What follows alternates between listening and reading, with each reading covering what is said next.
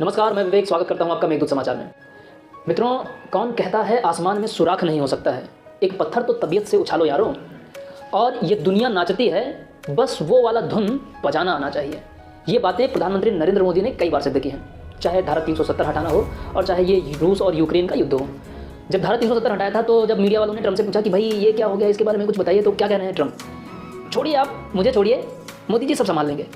पूरी दुनिया को इस तरीके से नियंत्रित कर लिया कि एक भी देश, पाकिस्तान के कुछ समर्थक देश हो सकते हैं लेकिन उनकी कोई बड़ी औकात नहीं थी। पूरी दुनिया भारत के पक्ष में खड़ी दिखी।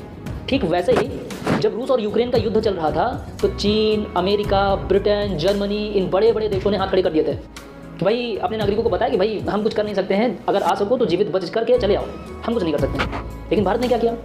2 बार युद्ध को रुकवाया। हमारे नागरिक आ रहे हैं, उनको आना है, युद्ध को रोकना पड़ेगा। ये बात पहले भारत के इतिहास में असंभव थी और दुनिया के इतिहास में आज भी असंभव है।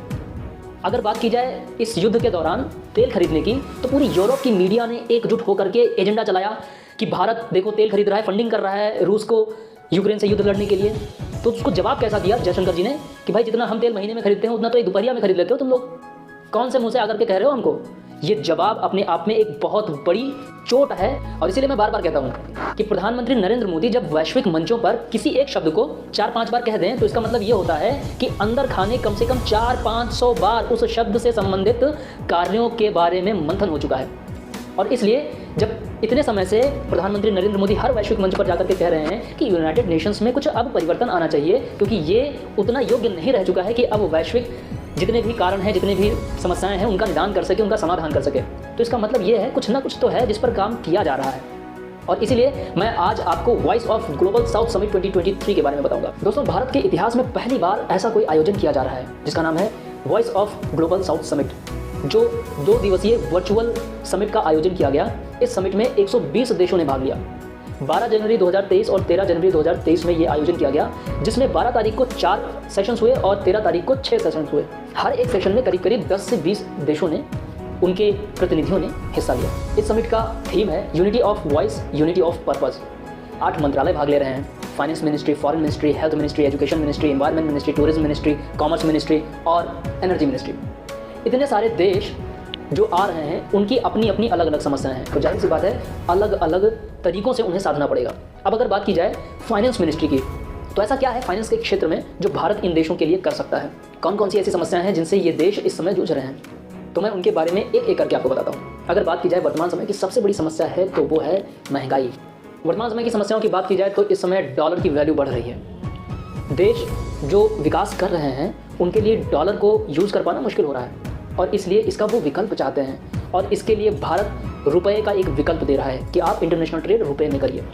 अगर बात की जाए तो इस समय पूरी दुनिया भर में जितना ऑनलाइन मनी ट्रांसफ़र होता है उसमें से 40% हिस्सेदारी अकेले यूपीआई की है।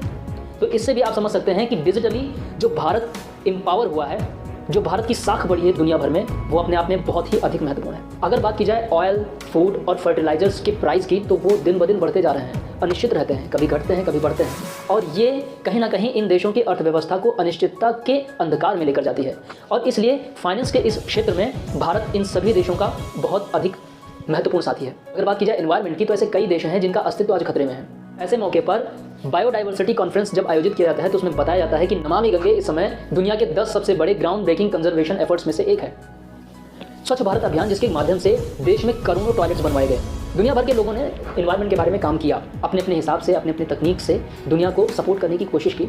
निष्कर्ष बस वही निकल रहा है कि समस्याएं और बढ़ती जा रही हैं। इसलिए प्रधानमंत्री नरेंद्र मोदी ने एक नई नीति दी जिसको कहते हैं लाइफ, यानी कि जिसके माध्यम से अब जो जन भागीदारी है उसको सुनिश्चित किया जाए, जिससे कि एनवायरमेंट से संबंधित प्रॉब्लम्स को खत्म किया जा सके। अब अगर बात की जाए भारत की, तो भारत ने कहा भाई आओ आप हमारे पास में, हम आपको सिंपल, स्केलेबल और सस्टेनेबल सोल्यूशन देंगे। नरेंद्र मोदी ने वर्ल्ड सोलर अलायंस की नींव रखी। अगर हेल्थ मिनिस्ट्री की बात की जाए तो सबको पता है कि भारत ने किस तरीके से कोरोना के समय पे 100 से अधिक देशों को वैक्सीन फ्री ऑफ कॉस्ट दिया। दुनिया का कोई ऐसा देश, यहाँ तक कि अमेरिका भी फ्री में कुछ नहीं देता है, एक वैक्सीन के डोज के लिए पैसे लिए। लेकिन भारत ने वैक्सीन मैत्री प्रोग्राम आयोजित किया और उसके अंतर्गत 100 से अधिक देशों को फ्री ऑफ कॉस्ट वैक्सीन दी। ऐसा कोई देश कर नहीं सकता। इसलिए हेल्थ के संबंध में अगर भारत के साथ किसी भी देश की साझेदारी है तो ये तय हो जाता है कि बुरे वक्त पे भारत उसके काम आएगा। ठीक उसी तरीके से आज एजुकेशन के मामले में भारत नए नए परिवर्तन कर रहा है अपने एजुकेशन सिस्टम में और उसके माध्यम से स्किल्ड जो वर्क फोर्स है उसको तैयार किया जा रहा है। भारत लगातार फ्री ट्रेड एग्रीमेंट्स कर रहा है देशों के साथ में, जिससे भारत का एक बहुत बड़ा मार्केट है जिसका एक्सेस दूसरे देशों को मिल सकता है। और भारत में जो चीप वर्क फोर्स है जिसके माध्यम से चीप लेबर मिल जाता है और इसके माध्यम से मैन्युफैक्चरिंग हब भारत बन सकता है और दुनिया की ज़रूरतों को पूरा कर सकता है। तो ये वो सारे कार्य हैं जिसके कारण से भारत इन 120 देशों को अपने से जोड़ सकता है और ये साधारण चीज़ें नहीं हैं, इनकी बड़ी आवश्यकता है दुनिया को। और इसलिए जब इतने बड़े देशों के समूह को भारत नियंत्रित कर ले जाएगा तो जाहिर सी बात है यूनाइटेड नेशंस का भी एक विकल्प तैयार हो जाएगा। इसके माध्यम से भारत बड़े बड़े निर्णय ले सकेगा। फिलहाल इस पर आपकी अपनी क्या राय है कमेंट में ज़रूर बताइए। देखते रहिए मेघदूत समाचार। धन्यवाद।